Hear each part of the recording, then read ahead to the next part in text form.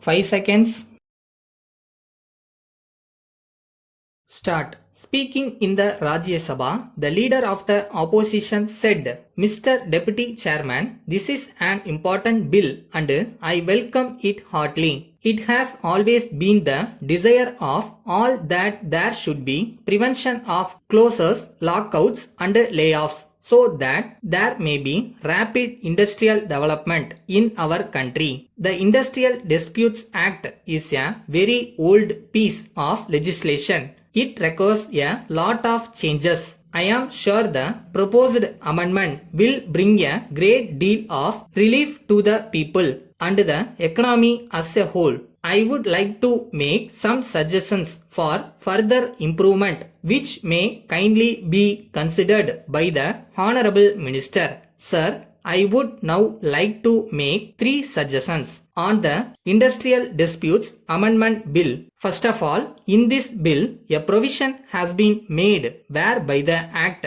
will apply only to an establishment which employs 300 workmen. I do not know the basis for fixing this number of 300. In this connection, I may bring to the notice of the House that it was the recommendation of the Indian Labour Conference that an establishment to which the provisions of the Industrial Disputes Act would apply should employ at least 50 persons. Accordingly, the Act was amended and it was made applicable to an establishment which employed 50 persons. Now we have passed the bonus bill and reduced the qualifying number of employees in an establishment from 20 to 10. But in this very important bill, which will be basis for more rapid industrial production, we are stating that the number of employees in an establishment should be 300 for the applicability of the Act.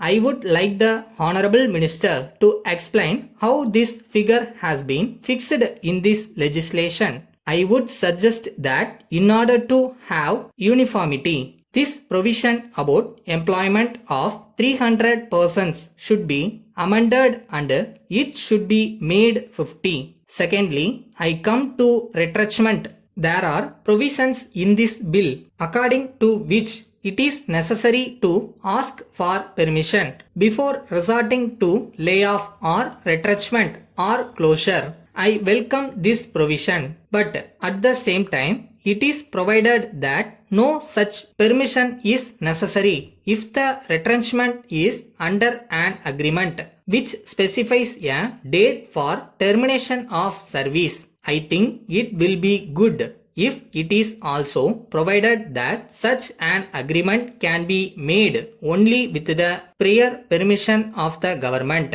In the interest of the community as a whole, this provision is necessary. So, I would suggest that the provision may be amended in this way, which will promote industrial production. Thirdly, I come to restarting of a closed undertaking. The provision made in the bill refers to restarting of an undertaking which was closed down for reasons other than unavoidable circumstances beyond the control of the employers. In actual practice, we find that many industries are closed down for various reasons. But it will be easy for an employer to argue that he had to close down an undertaking for reasons beyond this control. For instance, it may become necessary to close down an undertaking due to the working of the entire economic system. In such a case, an employer may plead that he had to close down the undertaking due to unavoidable circumstances. It may affect the economy and the community as a whole.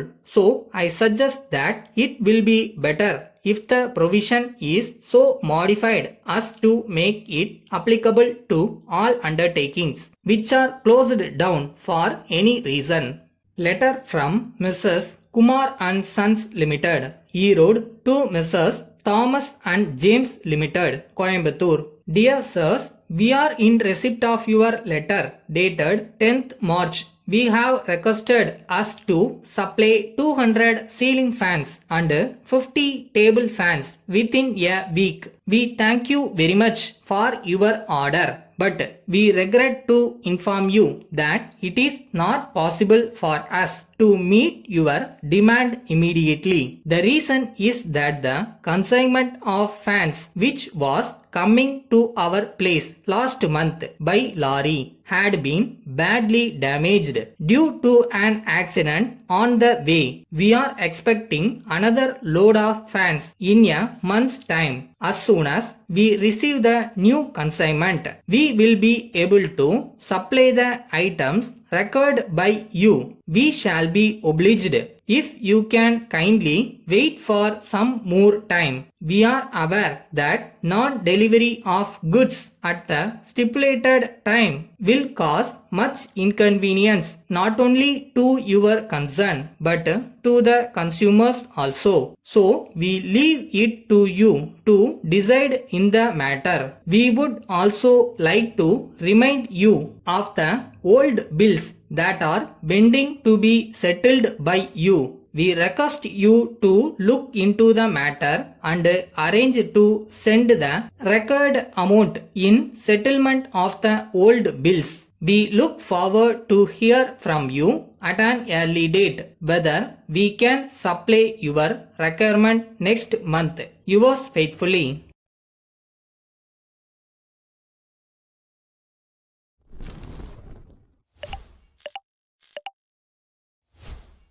நம்மளோட திறமையை வளர்த்துக்கிற at the same time நம்ம வருவோம் அப்படின்னு நம்புகிறேன். அந்த confidence உங்ககிட்ட இருக்கணும்.